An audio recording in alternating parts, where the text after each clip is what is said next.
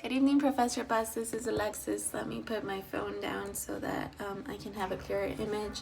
I'm going to be discussing our week 4 presentation, which involves the new protocol, how drugs rebirth as treatment for cancer-fueled price rises. This is a case that is focused on the Celgene Corporation, which is one of the main companies in the industry that has focused their attention on developing and commercializing drugs for very important causes. One specific cause is to treat cancer. The drug thalidomide was originally approved by the FDA to treat patients suffering of leprosy. However, at the time that they approved the specific treatment for leprosy, there was enough data to prove that thalidomide could also reduce wasting for patients with AIDS, as well as TB patients. However, this was a good thing. It would reduce wasting, but the bad thing about it was that it would increase the AIDS virus onto white blood cells, which are healthy cells. Another issue that was discovered for the drug thalidomide was in the early 90s, mainly in Europe because it had not been approved in the United States. And it was prescribed to pregnant women to take away their morning sickness. As you know, morning sickness affects morning sickness affects 85% of women that are pregnant. This is kind of like a disease. It's a feeling that causes nausea and vomiting. It also tends to it tends to define a woman's appetite throughout her pregnancy. So this was a drug that was able to address the nausea and vomiting symptoms. So they started to prescribe them to these pregnant women. However, there was not enough evidence or research or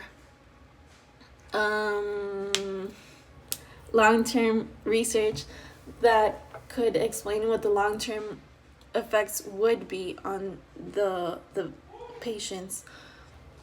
Turns out that the drug actually had a negative effect on the patients because there was certain issues such as like birth defects, horrible birth defects for the babies that were being born, such as undeveloped limbs or missing limbs. So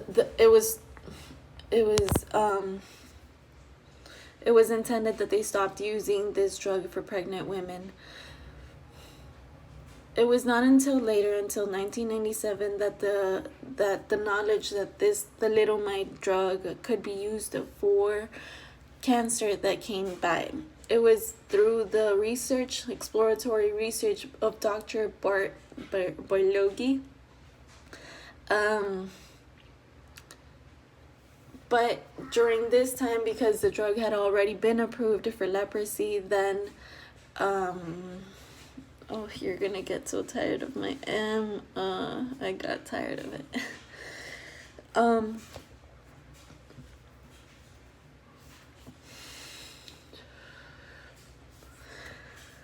So at this time, there was already a set price for the medication for the drug, and they decided to go with it. It was not after then that Dr. Barloghi discovered that it could also be used as a cancer treating drug, which would eventually rise its prices as it should, because cancer treatment is very expensive. It's very mostly insurances will not cover the full amount, so it's a very challenging treatment, I guess.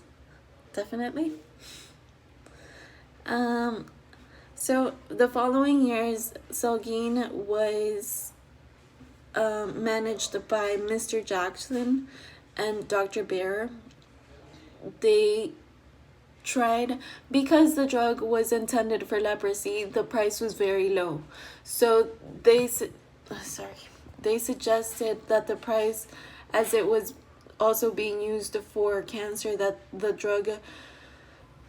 drug's prices should increase. And so it did throughout years, many years. It started to increase from $6 to all the way to $73, I believe, somewhere around there. Now, this is the case. The reason why we're looking at this case is because it's a drug. It provides aid, it cures, and it's being sold at a very, very high price, like most of the other drugs. And in actuality, thalidomide was one of the cheapest drugs available for cancer treatments. Most of the other drugs are a lot more expensive. So that is what the case is about. They want us to, as a public relations employee, as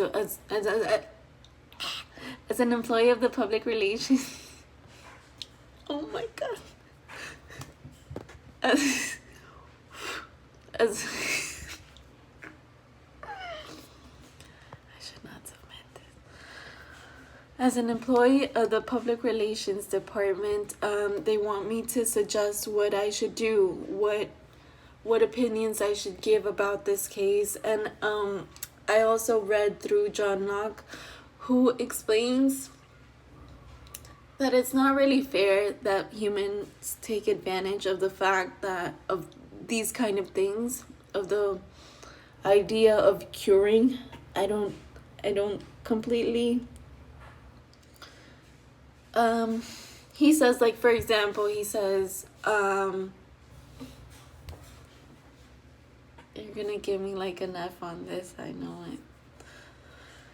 So he explains that, for example, if the tree falls from the apple and the human grabs it, that doesn't mean that the apple belongs to him, because the nature provided it. Nature provided it for us. So the way that I take it back to the case is thinking about the fact that nature gives us the knowledge to provide these things. So knowledge equals medication, but the knowledge and the final result cannot get there without the human hand.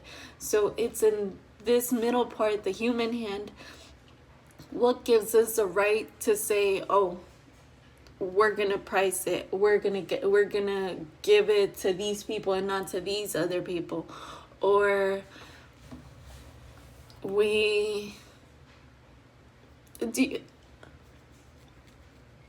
so that's what that is. As for Andrew Carnegie, he introduces the social classes and the importance of them. He refers to this social factor as a change that has come into civilization, which he welcomes as it brings great benefits. Without these changes, there is nothing but a routine. A routine is something that you do on a daily basis, and a routine will usually lack ambition and aspiration, therefore becoming somewhat boring.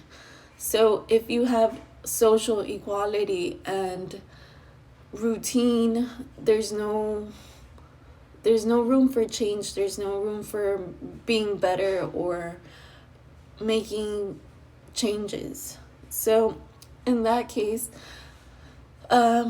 as a public relations representative of Celgene Corporation, I would lean more towards Carnegie's beliefs. This is because the reasoning behind these extremely high prices for the drugs that are being used today, the revolutionary drugs that are being used today, is simply for that, because they are revolutionary. They change lives, they change the world. And in order to get to that place, to revolutionize, there has to be a large amount of research. Say for example, the drug that is being created or that is being tested, which was originally used for I'm sorry, I forgot the word, the illness, that the drug that COVID-19 is being used for.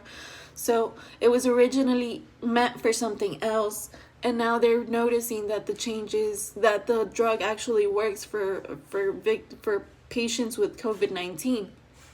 So all this requires research. It requires work and time from our R&D department, which cannot be achieved if the money is not there. So to conclude, I would like to say, if the prices that they place on these drugs is not high enough, then the research and development department stagnates.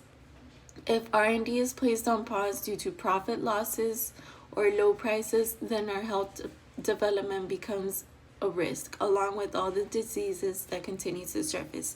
So to conclude, yes, I support Andrew Carnegie and social class changes, and the way that it should be adapted to this specific case, because I do think that in order to get these life-changing medications, there has to be research. Thank you.